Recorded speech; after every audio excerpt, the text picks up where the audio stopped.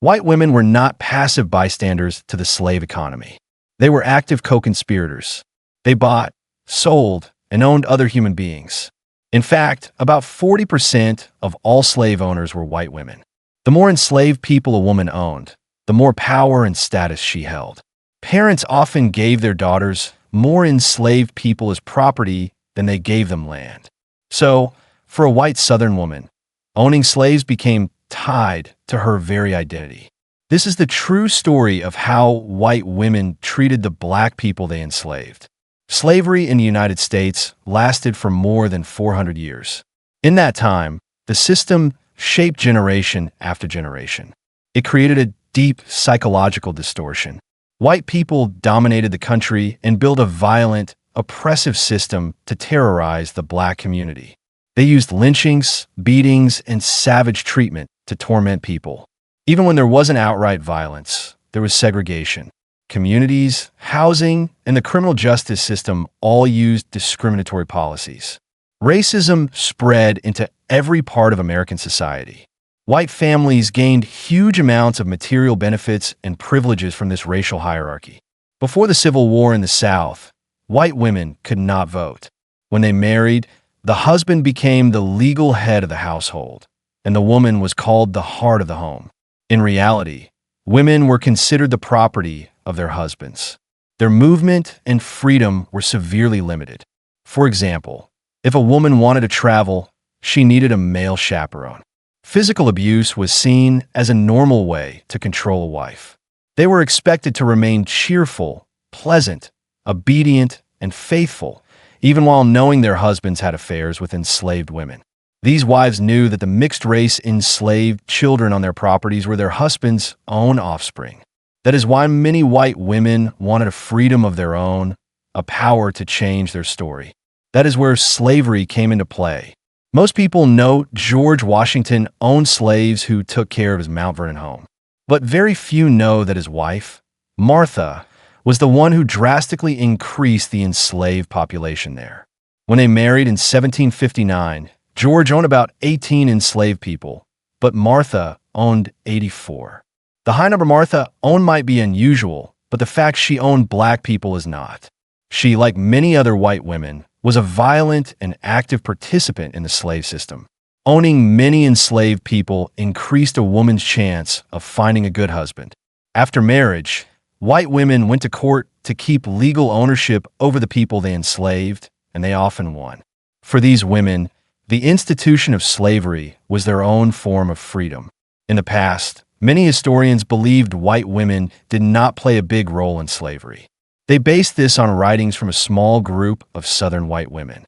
However, historian Stephanie Jones Rogers of UC Berkeley used a different source: interviews with formerly enslaved black people. This was real evidence that gave a clearer look at the truth of slavery. One interview reads, enslaved all our lives and mother was a slave, sisters are slave, father was enslaved. They know nothing about reading right. All that I know that teaches my master. These interviews were part of the Federal Writers Project, a branch of the Works Progress Administration. The truth is, white girls were taught how to be slave owners from a very young age. From just 9 months old, they grew up in a world that showed them how to control, own, and master enslaved people. Another recalled, a lot of people didn't have no beds when they slaves. People slept on the floor. Just like a lot of wild people, we didn't know nothing. Didn't like looking no book. Their family members, mothers, grandmothers, female cousins, and friends taught these young women how the world worked. They learned, you have this property, and once you marry, it will belong to your husband unless you do something about it. And if that husband is a loser, so are you. So, young girls were trained to ensure their own success, no matter what. When a white woman was old enough, she used her social standing to uphold her power.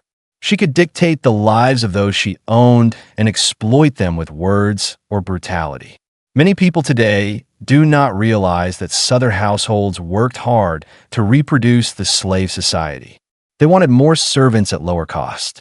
White children, both boys and girls, watched their parents exert total control over black servants and were taught to copy that behavior. They were ready, smart, and calculated. They knew exactly what they were doing. The book They Were Her Property gives clear examples of what life was like. The first chapter tells of Lizzie Anna Burwell, a 3-year-old who demanded her father cut the ears of a black servant and get her a new maid. Her father then gave the girl more enslaved people as gifts, making them her property. The book shows how women in the antebellum South could actively own property and, in doing so, claim ownership over black servants. Legally, married women were often not seen as property owners due to the coverture doctrine. This meant a married couple had one legal identity, the husband's. As historian Stephanie McCurry shows, coverture mirrored the private authority slaveholders held over the enslaved. Women had limited legal standing, and any attempts to change this met strong resistance. Jones Rogers acknowledges coverture restricted married white women, but she explains that Southern families often found ways around these rules. Families could transfer property to daughters under the condition it remained separate from marital assets. Southern women could and did create what we now call prenuptial agreements, or use deeds of trust, deeds of gift, and wills to keep control over property they brought into a marriage or acquired during it. In Louisiana, a woman could ask the court for a separate estate if her husband was financially reckless. In other words, two systems existed side by side, a real patriarchy and a real framework of legal and financial influence held by white women. A common myth is that white women were sheltered and delicate, keeping the home pure from the outside world. This is absolutely not true. Slave traders, travelers, merchants, city officials, and formerly enslaved people all confirmed white women were present in 19th century slave markets. At slavery's peak, women also bought and sold black servants from their own homes, often within their social networks. Because of their influence, white women created a separate market for enslaved wet nurses. Why did they tear black mothers from their families to nurse white children? One report said white women who were constantly having babies felt like slaves in their own homes. Enslaved black women could ease that burden, so it was easier to buy, hire, or borrow an enslaved wet nurse.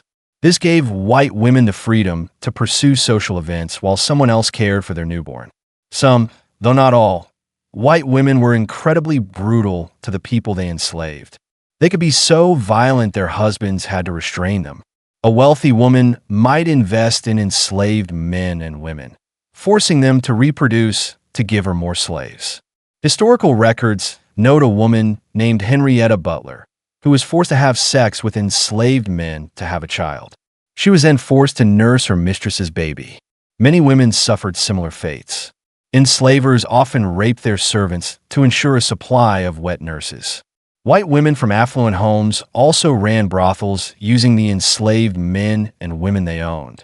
By 1860, nearly half of all African slaves in the Americas were in the United States, about 4 to 6 million people.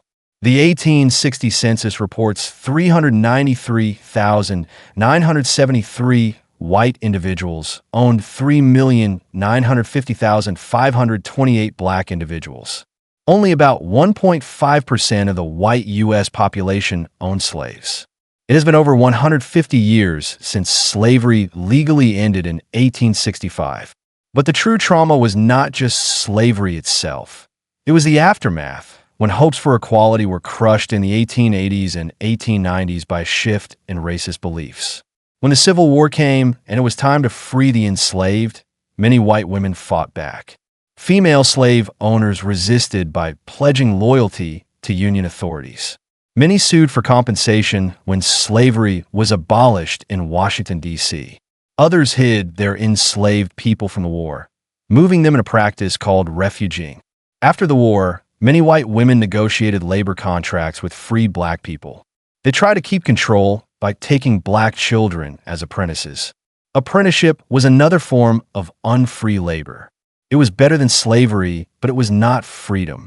Former slaves often worked for the same mistress, for low wages for a set time. It was not much better than before. As sociologist W.B. Du Bois wrote, the slave went free, stood a brief moment in the sun, then moved back again towards slavery. That brief moment in the sun was when black communities, with help from the Freedmen's Bureau, built schools, offered social aid, and gained some legal protection.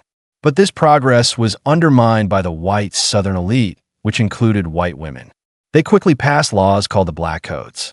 The goal was simple: to bring back obligations and restrictions that mimicked slavery.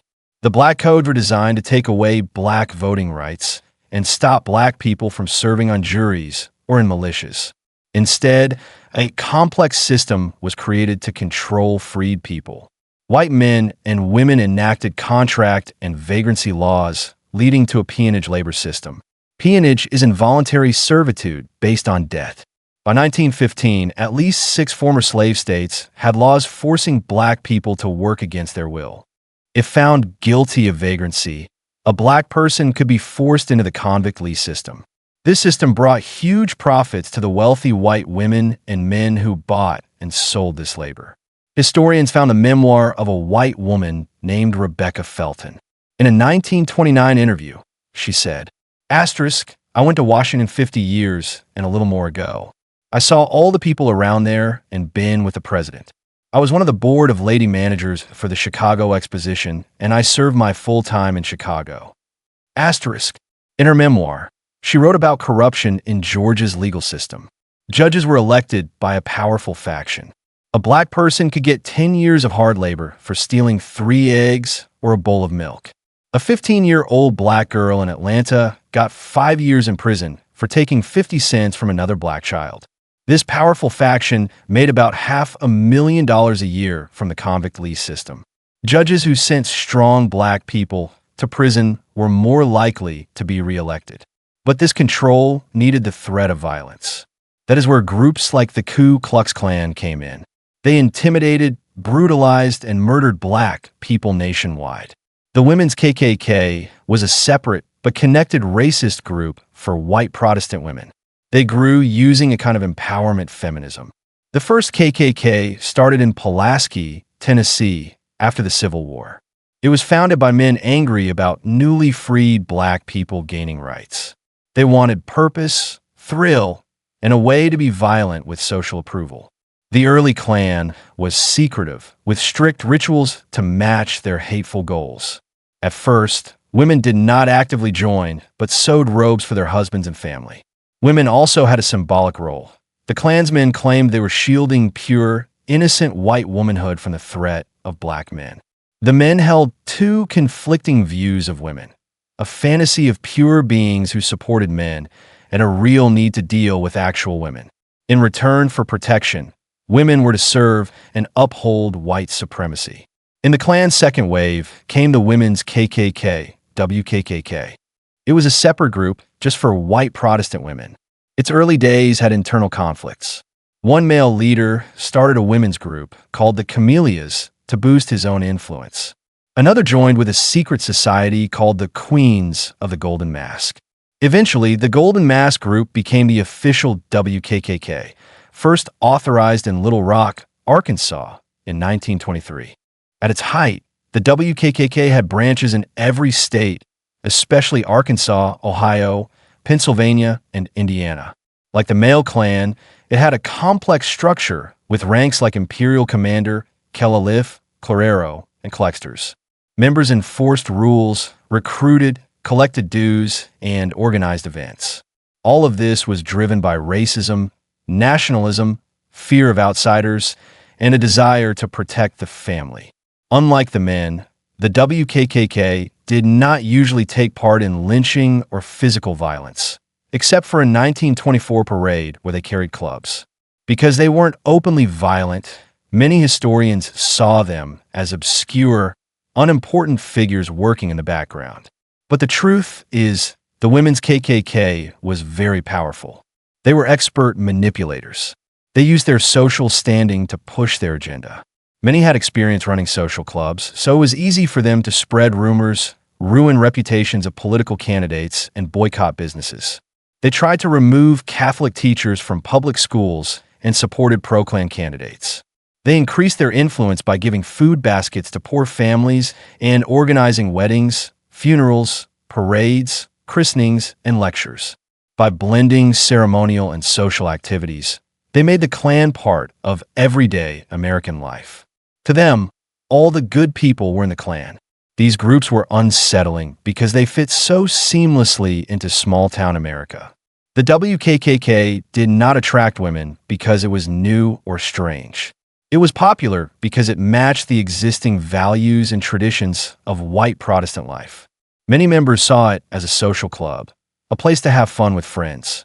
But their shared commitment to racism and fear of outsiders was terrifying. They were deeply conservative, dedicated to the cause, and held real power in their communities. Some, like Lulu Markwell, the WKKK's first national leader, also worked for women's suffrage. Daisy Douglas Barr, another leader, was also a respected Quaker preacher. This means their impact was broad and influential. As you can see, white women were not bystanders in slavery and the slave trade. They were involved in the system as much as their male counterparts. The difference is that many were seen as innocent and pure, when in fact they had their own agendas and were proud to own slaves. They benefited from the slave market and wanted to grow their own wealth. After all, they were born into a system built on exploiting black people. This system shaped their morals, their ethics, and their values, and it created widespread oppression and brutality that lasted long after slavery itself was over.